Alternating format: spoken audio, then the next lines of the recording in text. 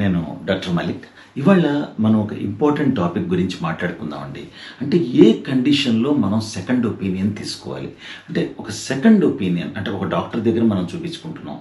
Second doctor ఇంకొక doctor equally qualified కానీ లేకపోతే ఆయన కంటే ఎక్కువ క్వాలిఫైడ్ కానీ ఆయనకి సీనియర్ కానీ ఇలా లేకపోతే ఆయన కొలీగ్ కానీ ఒక సెకండ్ ఒపీనియన్ ఒక సెకండ్ డాక్టర్ ఒపీనియన్ ఎప్పుడు తీసుకోవాలి చాలా చాలా ఇంపార్టెంట్, చాలా చాలా ఇంపార్టెంట్. సో సెకండ్ ఒపీనియన్ ఏ కండిషన్స్లో తీసుకోవాలి అనేది కొన్ని కండిషన్స్ మనం మాట్లాడుకుందాం. సాధారణంగా ఇంతకుముందు కూడా నేను చెప్పాను. సాధారణంగా మనకు ఒక జ్వరం వచ్చింది, మనకు జ్వరం, జలుబు, దగ్గు, జ్వరం వచ్చింది. ఒక 2 రోజుల పాటు మనం చలి జ్వరం కానీ వచ్చింది, ఒక 2 రోజుల పాటు మనం అసలు ఏ మందులు వాడక్కర్లేదు. సింపుల్గా క్రోసినో, డోలో 650 కానీ, క్రోసిన్ కానీ, మెటాసిన్ కానీ ఇలాంటి ట్యాబ్లెట్లు వేసుకుంటే సరిపోతుంది. 3 పూట్ల పెద్దగా మందులు వాడక్కర్లేదు. ఎందుకంటే mostly viral fevers, 90% viral fevers ఉంటాయి కనుక మొదటి 2 రోజులు ఏ టెస్టులు ఏ మందులు అక్కర్లేదు. సింపుల్గా మనం క్రోసిన్ లాంటి ట్యాబ్లెట్లు వేసుకుంటే సరిపోతుంది, పారాసిటమాల్. ఇకపోతే 3వ రోజు మనం అవసరమైతే టెస్టులు చేయించుకోవాలి. అలాంటప్పుడు మనం ఎవరి దగ్గరికి వెళ్తాం?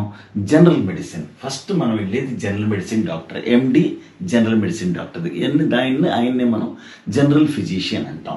ఇలా ఆయన దగ్గరికి వెళ్ళినప్పుడు మనం ఫీవర్కి ట్రీట్మెంట్ తీసుకుంటూ ఉంటాం. ఒక కొంతకాలం 1 వీక్ 10 డేస్ చూస్తాం. జ్వరం తగ్గలేదు అనుకోండి, అప్పుడు అలా ప్రొలాంగ్ అవుతుంటే దాన్ని పైరెక్సియా ఆఫ్ అన్నోన్ ఆరిజిన్ అంటాం. PUO, pyrexia of unknown origin.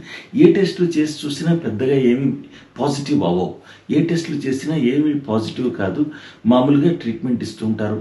దాన్నే మనం pyrexia of unknown origin. Suppose మీకు డెంగ్యూ ఫీవర్ ఉంది, దానికి ట్రీట్మెంట్ ఇచ్చారు. మలేరియాకు ఉంది, దానికి ట్రీట్మెంట్ ఇచ్చారు. మలేరియా ఉంది, ట్రీట్మెంట్ ఇచ్చారు. లేకపోతే యూరినరీ ట్రాక్ట్ ఇన్ఫెక్షన్ ఉంది, ట్రీట్మెంట్ ఇచ్చారు. అవన్నీ తెలుసు మనకి, ఏమిటి జరుగుతుంది మీ టెస్టుల్లో తెలిసిపోయాయి. ఒక్కొక్కసారి టెస్టుల్లో ఏమీ తెలియవు. ఒక్కొక్కసారి దగ్గర నెల వరకు కూడా జ్వరం ఉంటుంది. అప్పుడు దాన్ని ఏ టెస్టుల్లోనూ పాజిటివ్ రాదు. అప్పుడు దాన్ని pyrexia of unknown origin, PUO అంటారు. అప్పుడు ఏంటి, మీరు తప్పకుండా సెకండ్ ఒపీనియన్ తీసుకోవాలి. అది కాకుండా సపోజ్ మీకు వారం 10 రోజుల వరకు జ్వరం తగ్గలేదు, మీకు ఏదో కొంచెం తేడాగా ఉంది, తప్పకుండా సెకండ్ ఒపీనియన్ తీసుకోవచ్చు. సెకండ్ ఇంకొక డాక్టర్, ఇంకొక ఫిజిషియన్ కానీ లేకపోతే స్పెషలిస్ట్ కానీ ఒపీనియన్ తీసుకోవచ్చు.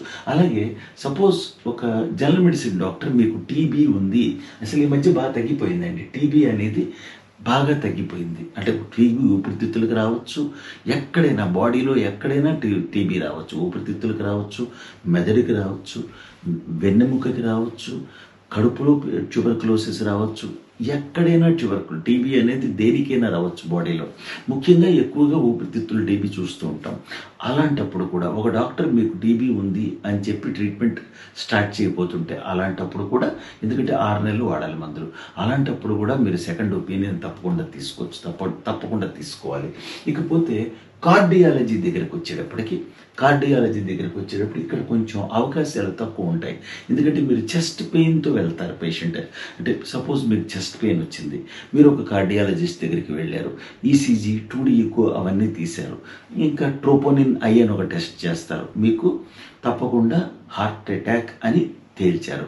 అప్పుడు యాంజియోగ్రామ్ అని ఒకటి చేస్తారు, తెలుసు కదా మనకి. ముందు యాంజియోగ్రామ్ అని ఒక టెస్ట్ చేస్తారు. అంటే ఫస్ట్ చేసేది ఈసీజీ, తర్వాత చిన్న బ్లడ్ టెస్ట్లు, ట్రోపోనిన్ ఐ అని ఒక టెస్టు, ట్రోపోనిన్ టీ అని ఒక టెస్టు. ఇవేంటి బ్లడ్ టెస్ట్లు అంటే మీకు నిజంగా హార్ట్ అటాక్ ఉందా లేదా అని తెలుసుకోవడానికి ఆ టెస్ట్లు చాలా చాలా ఇంపార్టెంట్. అవన్నీ చేస్తారు. తర్వాత ఇంపార్టెంట్ ఏంటంటే యాంజియోగ్రామ్. ఒక్కొక్కసారి యాంజియోగ్రామ్ అనేది ఎమర్జెన్సీలో చేయాల్సి వస్తుంది.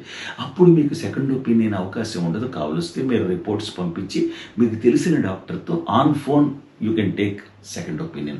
కానీ మీరు టైం ఉండదు, నేను రేపు చేయించుకుంటాను, ఎల్లుండి చేయించుకుంటాను అనేంత టైం ఉండదు.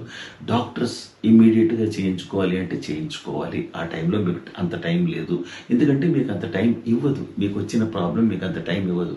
చెస్ట్ పెయిన్ అనేది చాలా డేంజరస్, ఎందుకంటే మనకి టైం ఇవ్వదు. యాంజియోగ్రామ్ అర్జెంటుగా చేయాల్సి వస్తుంది. దాంతోపాటే స్టెంట్ కూడా వేయించారు.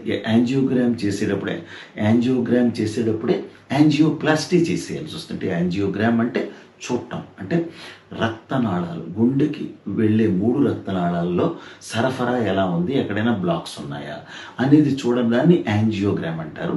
యాంజియోప్లాస్టీ అంటే డైరెక్ట్గా స్టెంట్ వేసేయడం అనమాట. అంటే యాంజియోగ్రామ్ చేసే టైంలోనే 1-2 స్టెంట్లు వేసేయడం. సాధారణంగా 1 స్టెంట్ కానీ 2 స్టెంట్లు కానీ వేస్తారు.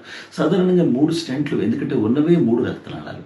సో 3 స్టెంట్లు వేయడం అనేది చాలా చాలా తక్కువ. ఈ మధ్య కొంచెం 3 స్టెంట్లు కూడా అప్పుడప్పుడు పడుతున్నాయి.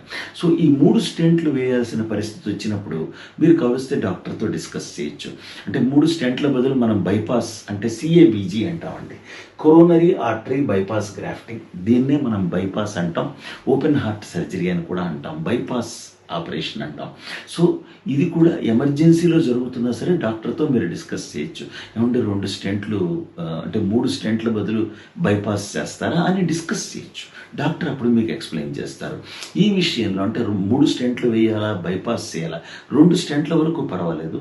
3 స్టెంట్లు వేసేటప్పుడు కొద్దిగా మీరు ఆలోచించుకోవాల్సిన అవసరం అవ్వచ్చు. 3 స్టెంట్ల బదులు డైరెక్ట్గా బైపాస్ ఆపరేషన్కి వెళ్ళిపోవడం అనేది మంచిదని చాలామంది అంటూ ఉంటారు. సో అది కార్డియాలజిస్ట్ ఒపీనియన్ మాత్రమే తీసుకోవాలి. ఒకవేళ కార్డియాలజిస్ట్ కనుక మీకు టైం ఇచ్చారనుకోండి, అంటే మీకు యాంజియోగ్రామ్ చేసాం, లేకపోతే యాంజియోగ్రామ్ కూడా ఎల్లుండి చేస్తాం, లేకపోతే ఒక 3 రోజుల తర్వాత చేస్తాం అన్నప్పుడు మీకు సెకండ్ ఒపీనియన్కి అవకాశం ఎక్కువ అవుతుంది. ఎమర్జెన్సీలో చేసేప్పుడు సెకండ్ ఒపీనియన్ అవకాశం కొంచెం తగ్గుతుంది. అప్పుడు మూర్ఖత్వానికి పోకూడదు. డాక్టర్ని 100% నమ్మేయాలి అంతే. మీకు టైం ఇచ్చినప్పుడు మాత్రం సెకండ్ ఒపీనియన్ తీసుకోవచ్చు. లేదు ఎమర్జెన్సీలో యాంజియోగ్రామ్ చేసి స్టెంట్ వేసేయాలండి తప్పదు అంటే వేయించేసుకోవాలి. You have to believe the doctor, ఎందుకంటే ఆయన కూడా మీ హెల్త్ గురించే మాట్లాడతాడు. ఇకపోతే అది ముఖ్యంగా కార్డియాలజీ గురించి మరీ ఎక్కువ బెట్టు చేయడం కానీ మూర్ఖత్వానికి పోకూడదు. మీకు అవకాశం ఉంటే సెకండ్ ఒపీనియన్ తీసుకోండి. అవకాశం లేనప్పుడు మాత్రం ఆన్ ఫోన్ మీరు ఎవరైనా డాక్టర్స్తో మాట్లాడి you go ahead with the procedure ఆపకూడదు. మీకోసం అది ఆగదు, ఎందుకంటే డ్యామేజ్ జరిగిపోతుంది అక్కడ హార్ట్. సో 1 స్టెంట్ పర్వాలేదు, 2 స్టెంట్లు పర్వాలేదు, 3 స్టెంట్లు ఎప్పుడైనా వేయాల్సిన అవసరం వచ్చిందంటే దాని బదులు బైపాస్ ఏమైనా అవకాశం ఉందేమో అని కనుక్కోవడం మంచిది. ఇది జనరల్గా జరిగే ఇష్యూ. ఎందుకంటే ఈ మధ్య 3 స్టెంట్లు కూడా వేస్తున్నారు. అది కొంచెం ఆశ్చర్యంగా అనిపించిన ఒక్కొక్కసారి సార్ ఇట్ నీడ్స్, అంటే కార్డియాలజిస్ట్ డెసిషన్, అది మనం దాన్ని ఆపడానికి లేదు, మనం దాన్ని క్వశ్చన్ చేయడానికి లేదు. That is very very very important. అనవసరంగా మనం కొన్ని విషయాలు క్వశ్చన్ చేయకూడదు, చాలా చాలా ఇంపార్టెంట్. బట్ మీరు కావలిస్తే ఫోన్లో you can take an appointment. కావలిస్తే ఆ పర్టికులర్ డాక్టర్ చేత, ఇప్పుడు మీకు ట్రీట్మెంట్ చేస్తున్న డాక్టర్ చేత మాట్లాడించవచ్చు. వాళ్ళిద్దరు ఫ్రెండ్స్ అయ్యి ఉంటారు, లేకపోతే ఒకే డిపార్ట్మెంట్ కదా, వాళ్ళు మాట్లాడుకుంటారు. మీకు ఫైనల్ అవుట్పుట్ బాగుంటుంది. ఇకపోతే వెన్ రీనల్ ఫెయిల్యూర్ కానీ, లివర్ ప్రాబ్లం కానీ, కిడ్నీ ప్రాబ్లం కానీ, లివర్ ప్రాబ్లం కానీ అయితే సాధారణంగా ఇది కొంచెం టైం తీసుకునే issue. For example renal failure, liver failure, ఇలాంటి కండిషన్స్లో మనకు కొంత టైం ఉంటుంది. సెకండ్ ఒపీనియన్ తీసుకోవచ్చు. డయాలసిస్ కూడా టైం ఉంటుంది. సపోజ్ రేపు డయాలసిస్ చేయాలి, ఎల్లుండి డయాలసిస్ చేయాలి, డయాలసిస్ అవసరమా, తప్పదా, అలా అనమాట. అలాగే లివర్ ఫెయిల్యూర్లో నెక్స్ట్ లివర్ ట్రాన్స్ప్లాంటేషన్ చేయాలంటారు. సెకండ్ ఒపీనియన్, అలాంటప్పుడు థర్డ్ ఒపీనియన్ కూడా తీసుకోవచ్చు. లివర్ ఫెయిల్యూర్కి ట్రీట్మెంట్ ఏంటంటే లివర్ ట్రాన్స్ప్లాంటేషనే. వేరే రీనల్ ఫెయిల్యూర్కి వచ్చేటప్పటికి ముందు డయాలసిస్లు ఇవన్నీ వస్తాయి, డయాలసిస్ అవన్నీ వచ్చి చివరికి రీనల్ ట్రాన్స్ప్లాంటేషన్కి లాస్ట్కి వెళ్తాం. ఈ కిడ్నీ ప్రాబ్లము, లివర్ ప్రాబ్లము, వీటిల్లో మీకు బోల్డంత టైం ఉంటుంది. సెకండ్ ఒపీనియన్ తప్పకుండా తీసుకోవచ్చు. ఇకపోతే పేషెంట్ ఎప్పుడైతే ఐసీయూలో వెంటిలేటర్ మీద ఉన్నారో, పేషెంట్ సీరియస్ కండిషన్లో ఐసీయూలో ఉన్నప్పుడు సడన్గా వెంటిలేటర్ పెట్టాల్సిన అవసరం వచ్చింది, అప్పుడు మీరు సెకండ్ ఒపీనియన్ అనే ఆలోచన పెట్టుకోకూడదు. అప్పుడు టైము వేస్ట్ చేయకూడదు. సడన్గా మీకు వచ్చి డాక్టర్ గారు చెప్తారు, ఏమండి ఆయన పరిస్థితి బాగాలేదు, కొంచెం ఊపిరి తీసుకోవడం ఇబ్బంది పడుతున్నారు, ఆక్సిజన్ సాచురేషన్ తగ్గిపోతుంది, పరిస్థితి బాగాలేదు, వెంటనే వెంటిలేటర్ పెట్టాలి అంటే మీరు ఏమాత్రం అబ్జెక్ట్ చేయకుండా పెట్టేయండి డాక్టర్ గారు అని చెప్పాలి. అంతేగాని మేమేమో మా డాక్టర్ గారితో మాట్లాడి చెప్తాం, ఇలాంటి డిలేలు చేయకూడదు. అనవసరంగా you are damaging the patient. Ventilator చికిత్స దగ్గరికి వచ్చేటప్పటికి, వెంటిలేటర్ చికిత్స దగ్గరికి వచ్చేటప్పటికి ఇది అర్జెంట్, మీరు టైం తీసుకోకూడదు, మీకు డాక్టర్ కేవలం ఇన్ఫర్మేషన్ ఇస్తున్నారు, తప్పదు అని చెప్తున్నారు, అందుకని వెంటిలేటర్ దగ్గరికి వచ్చేటప్పుడు వెంటిలేటర్ పెడతారని ఏ డాక్టర్ అయినా అంటే తప్పదు, ఓకే సార్ పెట్టేయండి అని చెప్పడమే, అంతేగాని సెకండ్ ఒపీనియన్కి అంత టైం ఉండదు. కావలిస్తే వెంటిలేటర్ పెట్టిన తర్వాత మీరు ఆ రిపోర్ట్స్ అవన్నీ మీ డాక్టర్ గారికి పంపించుకోవచ్చు. ఇకపోతే జనరల్ సర్జరీ, మామూలుగా ఆపరేషన్స్ దగ్గరికి వచ్చేటప్పటికి కొన్ని ఆపరేషన్స్ మామూలుగా ఇప్పుడు హెర్నియా ఆపరేషను, థైరాయిడ్ ఆపరేషను ఇలాంటివన్నీ ఉంటాయి. అవి మీకు ముందరే డేట్స్ చెప్తారు, సెకండ్ ఒపీనియన్ తీసుకోవచ్చు. ఇది కంపల్సరీ అండి, చేయించుకోవాలండి. ఓపెన్ సర్జరీ చేయించుకోవాలా, ల్యాప్రోస్కోపిక్ సర్జరీ చేయించుకోవాలా, ఎండోస్కోపిక్ సర్జరీ చేయించుకోవాలా, ఎండోస్కోపీ అన్నా ల్యాప్రోస్కోపీ అన్నా ఇవన్నీ ఒకటే. అందువలన ఈ సర్జరీకి మనం టైం దొరుకుతుంది, ఒపీనియన్ తీసుకోవచ్చు. కానీ ఒక్కొక్కసారి ఎమర్జెన్సీ చేయాల్సి వస్తుంది. ఫర్ ఎగ్జాంపుల్, ఒక పేగుకి ఒక చిన్న కన్నం పడింది, పర్ఫరేషన్ అంటారు. అలాగే పేగు జామ్ అయిపోయింది, కదలికలు లేవు, అంటే ఇంటెస్టైనల్ అబ్స్ట్రక్షన్ అంటాం, కదలికలు లేవు. అలాంటప్పుడు ఇట్ ఈస్ ఎమర్జెన్సీ. అంటే ఇంటెస్టైనల్ పర్ఫరేషన్, ఇంటెస్టైనల్ అబ్స్ట్రక్షన్, ఇలాంటి కొన్ని కండిషన్స్ ఉంటాయి, విచ్ ఆర్ ఎమర్జెన్సీస్. అలాగే ఒక్కొక్కసారి టెస్టిస్ టార్షన్ జరుగుతుంది. టెస్టిస్ అంటే మనకి బీజం తిరిగిపోతుంది, ఆ టార్షన్ అంటాం. అలాంటప్పుడు ఏ డాక్టర్ సెకండ్ ఒపీనియన్ అవసరం లేదు, ఇమ్మీడియట్గా పేషెంట్ 6 గంటల లోపల థియేటర్లో ఉండాలి. ఎందుకంటే మనకి అది జరిగిన 6 hours లోపల సర్జరీ చేస్తేనే టెస్టిస్ బతుకుతుంది. అలాగే కడుపులో ఓవేరియన్ సిస్ట్ అనే ఉంటుంది, అంటే ఓవరీ నుంచి వచ్చే కణితి, అది ఒక్కోసారి ట్విస్ట్ అయిపోతుంది, విపరీతమైన పెయిన్ అది ఉంటుంది, అది కూడా ఎమర్జెన్సీ ఆపరేషన్. అలాగే లోపల ఒక్కొక్కసారి ఏం జరుగుతుందంటే అనుకోకుండా ఏదైనా బ్లీడింగ్ లాంటి సమస్యలు వస్తాయి, చిన్న ఇంజురీ అవ్వడము, కడుపులో బ్లీడింగ్, ఇలాంటప్పుడు సెకండ్ ఒపీనియన్ అవకాశమే లేదు. ఎందుకంటే ఈ మధ్య స్కానింగ్ అవన్నీ ఉంటున్నాయి కనుక మీ కళ్ళ ముందు అన్నీ కనిపిస్తూ ఉంటాయి. సో కావలిస్తే you can contact on phone, ఆ ఫోన్లో కాంటాక్ట్ చేయొచ్చు. కానీ సెకండ్ ఒపీనియన్ తీసుకుని మాత్రమే చేయించుకుంటాం అనేంత టైం ఉండదు కొన్నిటికి. సో ఎమర్జెన్సీ సర్జరీస్కి మాత్రం మీరు అంత సెకండ్ ఒపీనియన్ తీసుకునేంత అవకాశం ఉండదు. సో ప్లీజ్, ఒకవేళ తీసుకున్నా ఫోన్ చేసి జస్ట్ కావలిస్తే ఆ డాక్టర్ చేత ఈ డాక్టర్ గారి చేత ఒకసారి మాట్లాడించండి. ఇకపోతే గైనకాలజీలో మామూలుగా హిస్టెక్టమీ ఇలాంటి వాటికి, గర్భసంచి ఆపరేషన్లు వాటికి మీకు సెకండ్ ఒపీనియన్ తీసుకోవచ్చు. ఇకపోతే సిజేరియన్ సెక్షన్స్ కొన్ని వారం తర్వాత, నెల తర్వాత అలా చేసే టైం ఇచ్చి చేసే సర్జరీస్కి మీరు సెకండ్ ఒపీనియన్ తీసుకోవచ్చు. కానీ ఒక్కొక్కసారి ఎమర్జెన్సీ సిజేరియన్ చేయాల్సి వస్తుంది. మీరు ఆపరేషన్కి వెళ్ళి మీరు హాస్పిటల్కి వెళ్ళి చూపించే టైంకే అప్పటికే బేబీ మూమెంట్స్ తగ్గిపోవడము, ఉమ్మనీరు తగ్గిపోవడము, ఇలాంటి సమస్యలు మొదలవుతాయి. అలాంటప్పుడు నేను సెకండ్ ఒపీనియన్ తీసుకుంటాను. ఇంకో డాక్టర్, బేబీకి డ్యామేజ్, మదర్కి బేబీకి ఇద్దరికి ప్రమాదం. ఎమర్జెన్సీ సిజేరియన్లో కన్సర్న్డ్ గైనకాలజిస్ట్ ఏం చెబితే అది అర్జెంటుగా చేసేసుకోవాలండి. అనవసరంగా అలాంటప్పుడు ఇబ్బంది పెట్టకూడదు. ఇకపోతే ఇంకా కొన్ని కండిషన్స్ ఉంటాయి, అంటే ఎక్టోపిక్ ప్రెగ్నెన్సీ అంటారు. అంటే మామూలుగా ప్రెగ్నెన్సీ, గర్భసంచిలో రావాల్సిన ప్రెగ్నెన్సీ పక్కనున్న ట్యూబ్స్లో కానీ ఓవరీ దగ్గర కానీ ప్రెగ్నెన్సీ వస్తుంది.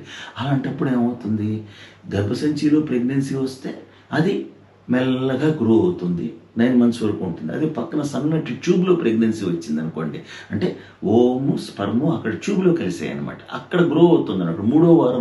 మూడో వారానికల్లా అది రప్చర్ అయిపోతుంది, పెద్ద బ్లీడింగ్ అవుతుంది కడుపులో. అలాంటప్పుడు కూడా it is an emergency ectopic pregnancy, ectopic gestation or ectopic pregnancy అంటారు. రప్చర్డ్ ఎక్టోపిక్ ప్రెగ్నెన్సీ, ఇలాంటి వాటిల్లో డిలే అనేది లేదు. ఇన్స్టెంట్గా పేషెంట్ ఇలా రాగానే మేము లోపలికి తీసేసుకుంటామండి ఆపరేషన్ థియేటర్కి. సెకండ్ ఒపీనియన్ అయినా అవకాశమే ఉండదు. కొన్నిట్లో ఉండదండి. అందుకని మీరు కొన్నిట్లో ఇన్సిస్ట్ చేయకూడదు, చెప్పింది వినాలి. కావలిస్తే యూ కెన్ కాన్, ఇలా జరిగింది అని ఒక రిపోర్ట్ అలా మీకు తెలిసిన డాక్టర్ గారికి పెట్టేసి you go ahead with the surgery ఆపకూడదు. అలాగే ఆర్థోపెడిక్స్లో మామూలుగా ఫ్రాక్చర్స్ వాటికి బోర్డంత టైం ఉంటుందండి. సెకండ్ ఒపీనియన్ తీసుకునేంత టైం ఉంటుంది. మీరు ఎక్స్రే కూడా తీసుకెళ్ళి సెకండ్ ఒపీనియన్ తీసుకెళ్ళచ్చు. కానీ ఒక్కొక్కసారి డిస్లొకేషన్స్ జరుగుతాయి, అంటే షోల్డర్ ఇలా గూడు నుంచి తప్పుకుంటుంది, లేకపోతే రకరకాలు ఈ హిప్ మన ఈ తుంటి ఎముక మనకి కాలు గూడు నుంచి తప్పుకుంటుంది. ఇలాంటివి ఎమర్జెన్సీ అంటారు దీన్ని. Dislocation is an emergency. Fracture dislocation అంటే డిస్లొకేషన్ అయి ఫ్రాక్చర్ కూడా ఉంటుంది. ఫ్రాక్చరు డిస్లొకేషన్ రెండు కలిసి ఉంటాయి, లేకపోతే ఓన్లీ డిస్లొకేషన్. సో ఇవి మాత్రం ఎమర్జెన్సీగా ట్రీట్ చేయాలి. ఎందుకంటే పక్కన నర్వ్స్, పక్కన నరాలు వెళ్తూ ఉంటాయి. అంటే ఈ డిస్లొకేషన్ ఎప్పుడైతే జరిగిందో పక్క నుంచి నరాలు వెళ్తుంటాయి, రక్తనాళాలు వెళ్తుంటాయి, వాటి మీద ప్రెషర్ వచ్చేసి చేతికి రక్త సరఫరా తగ్గిపోతుంది. అర్జెంటుగా మళ్ళీ గూడులో పెట్టేయాలి, అది మళ్ళీ గూడులోకి వెనక్కి పెట్టేయాలి, మత్తిచ్చి మళ్ళీ గూడులోకి అడ్జస్ట్ చేస్తారు. దీస్ డిస్లొకేషన్స్ అంటారు. షోల్డర్ డిస్లొకేషన్, హిప్ డిస్లొకేషన్ చాలా ఉంటాయి, ఎల్బో డిస్లొకేషన్, ఇలాంటివి ఎమర్జెన్సీస్. గుర్తుంచుకోండి, మిగతా ఫ్రాక్చర్స్ లా కాదు, ఇవి emergencies. They must be treated as a అంటే ఎమర్జెన్సీగా ట్రీట్ చేయాలి. వీటికి మనం సెకండ్ ఒపీనియన్ అంత టైం ఉండదు. కావలిస్తే ఆ పర్టికులర్ డాక్టర్ చేత ఒకసారి మీ డాక్టర్ చేత మాట్లాడించవచ్చు. ఇకపోతే ఈఎన్టీ ఆపరేషన్స్లో టాన్సిల్స్, ఈ మ్యాక్సిలరీ సైనస్ అంటే ఇప్పుడు ఫెస్ అని అనుకున్నాం, అంటే ఫ్రాక్షనల్ ఎండోస్కోపిక్ సైనస్ సర్జరీ, సైనోసైటిస్కి చేసే ఆపరేషన్లు, టాన్సిలెక్టమీ, టాన్సిల్స్ తీసేసే ఆపరేషన్లు ఇంకా చాలా ఉన్నాయి. వాటిల్లో మీకు బోర్డంత టైం ఉంటుంది, సెకండ్ ఒపీనియన్ తీసుకోవచ్చు. కానీ సడన్గా ఒక చిన్న పిల్లాడో పెద్దవాళ్ళు అయితే డెంచర్స్ ఏవో మింగేస్తుంటారు, నిద్రలో డెంచర్ లోపలికి వెళ్ళిపోతుంది, లేకపోతే చిన్నపిల్లలు రూపాయి కాయనో ₹1 కాయనో మింగేస్తుంటారు. అలాంటి వాటిల్లో మీకు సెకండ్ ఒపీనియన్ తీసుకునేంత టైం ఉండకపోవచ్చు. కలిస్తే ఫోన్ చేసి తీసుకోవచ్చు. అలాంటిది ఎమర్జెన్సీగా చేయాల్సి వస్తుంది, మత్తిచ్చి ఈఎన్టీ సర్జన్ తీస్తారు. అదే ప్రొసీజర్ మళ్ళీ ఇక్కడ గ్యాస్ట్రో ఎంట్రాలజిస్టులు కూడా చేస్తారు. గ్యాస్ట్రో ఎంట్రాలజిస్టులు కూడా ఈఎన్టీ సర్జన్స్ ఫారిన్ బాడీస్ తీస్తారు, అంటే గొంతులో మనం మింగేసినవి అది ఇక్కడెక్కడో ఇరుక్కుపోతాయి, అవి మనం ఈఎన్టీ సర్జన్స్ చేస్తారు. గ్యాస్ట్రో ఎంట్రాలజిస్టులు కూడా స్కోప్ ద్వారా, అంటే ఈ స్కోప్ ఉంటుంది కదా, మనం ఎండోస్కోపీ చేసే స్కోప్ ఉంటుంది, ఎండోస్కోపీ, కొలనోస్కోపీ చేస్తారు కదా. ఎండోస్కోపీ అంటే పైనుంచి వేసే ట్యూబు, కొలనోస్కోపీ అంటే కింద యానస్ నుంచి వేసే ట్యూబు. సో ఎండోస్కోప్ ద్వారా ఫారిన్ బాడీస్ తీసేయచ్చు. అది ప్రొసీజర్. ఇది కూడా ఎమర్జెన్సీ, ఇది వెయిట్ చేయకూడదు ఎవరి కోసం, సెకండ్ ఒపీనియన్ కుదరదు. ఇకపోతే ఈ బ్లీడింగ్, ఒక్కొక్కసారి గ్యాస్ట్రో ఇంటెస్టైనల్ ట్రాక్ట్, వాంతుల్లో బ్లడ్ పట్టడం, వామిటింగ్లో బ్లడ్ పట్టడం, మోషన్లో బ్లడ్ పట్టడం, పేషెంట్ బీపీ తగ్గిపోవడం, ఇలాంటి కండిషన్లో కూడా మీకు సెకండ్ ఒపీనియన్ అవకాశం ఉండదు, అంత టైం ఉండదు. ఎమర్జెన్సీగా యాక్ట్ చేయాలి. But you can share your reports with your doctor. But నేను మళ్ళీ వస్తాను, సెకండ్ ఒపీనియన్ తీసుకుంటాను, అంత టైం ఉండదు. పేషెంట్ ఐసీయూలో ఉంటాడు, బ్లీడింగ్ అయిపోతుంది, ఒక పక్కన రక్తం ఎక్కిస్తూ ఆ బ్లీడింగ్ ఆపాలి, స్కోప్ లోపలేసి దాని ద్వారా బ్లీడింగ్ ఆపాలి. ఇలాంటి ప్రొసీజర్స్ బోళ్ళని ఉంటాయి. సో సెకండ్ ఒపీనియన్ అనేది జడ్జిమెంట్ ఉంటుందండి. అంటే తీసుకోవాలా వద్దా అనే జడ్జిమెంట్ చాలా చాలా చాలా ఇంపార్టెంట్. అంతేగాని నేను సెకండ్ ఒపీనియన్ తర్వాతే చేయించుకుంటానంటే పేషెంట్ డ్యామేజ్ అవుతారు. సో ఏ కండిషన్స్లో సెకండ్ ఒపీనియన్ తీసుకోవాలి, ఏ కండిషన్లో తీసుకోకూడదు అనేది కూడా జ్యుడిషియల్గా వ్యవహరించాలి. కావలిస్తే మీ రిలేటివ్స్లో ఎవరైనా డాక్టర్ ఉంటే వాళ్ళతో ఫోన్ చేసి you can talk to them. మీరు ట్రీట్మెంట్ చేస్తున్న డాక్టర్ని ఆ డాక్టర్ చేత మాట్లాడిస్తే కన్విన్స్ అవ్వచ్చు ఈజీగా. చాలా సింపుల్. కొద్దిగా ఈ విషయంలో చిన్న చిన్న జాగ్రత్తలు